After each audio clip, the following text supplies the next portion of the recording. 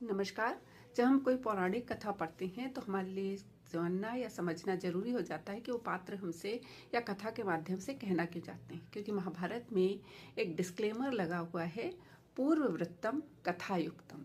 यानी पूर्ववृत्तम यानी कि जो पहले घटित हो चुका है, कथायुक्तम जिसमें कुछ कहानी जोड़ दी गई है, यानी कि उसको बनाने के लिए कुछ रूपक बिंबों का प्रयोग किया गया है, जिनको कि खोलना पड़ेगा, जिनके अर्थों को समझना पड़ेगा।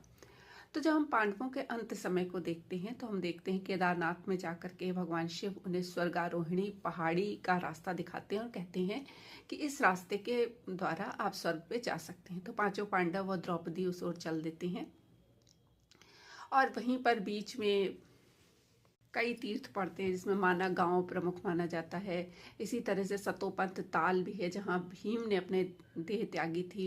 सरस्वती नदी और सुमेरु पर्वत पड़ते हैं, जिसमें सरस्वती नदी को पार करने के लिए भीम पुल का निर्माण का भी उल्लेख आता है।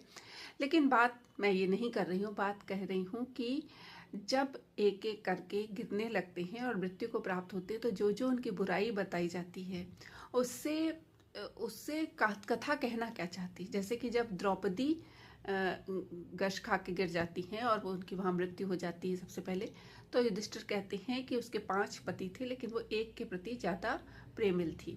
हालांकि महाभारत में कहीं भी ऐसा उदाहरण नहीं दिखता है कि वो पांचों पतियों में से किसी के साथ भेदभाव करती थी। हाँ, मन में आंतरिक भाव उसके हो सकते हैं अर्जुन के प्रति ज़्यादा हूँ, क्योंकि अर्जुन ने जो एक तो मतलब मछली मार करके जो उसने जो प्रतियोगिता का जो नियम था, जो उसी ने पूरा किया था।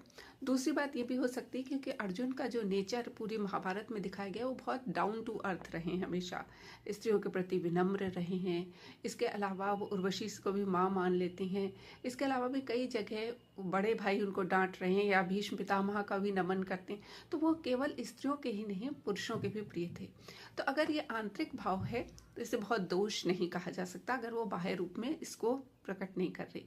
नकुल और सहदेव के लिए कहा गया कि वो जो उसे अपने इंटेलेक्ट का बहुत अभिमान था। दूसरे के लिए कहा गया कि उसको अपने सौंदर्य का अभिमान था। भीम के लिए वो खाता बहुत था।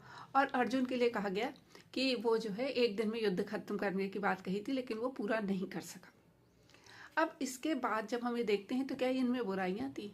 नहीं, यहाँ पर वो डिटैचमेंट सिखा रहे हैं। जब बहुत शौक होता है, कोई रह जाता है, कोई छूट जाता है पीछे और हमें आगे बढ़ना है, तो हमें आगे बढ़ने के लिए अपने को डिटैच करने के लिए कोई ऐसी बात सोचनी पड़ती है कि हाँ उसमें ऐसा था, चलो हम आगे बढ़ें इसको छोड़ करके। ये केवल डिटैचमेंट का प्रोसेस है।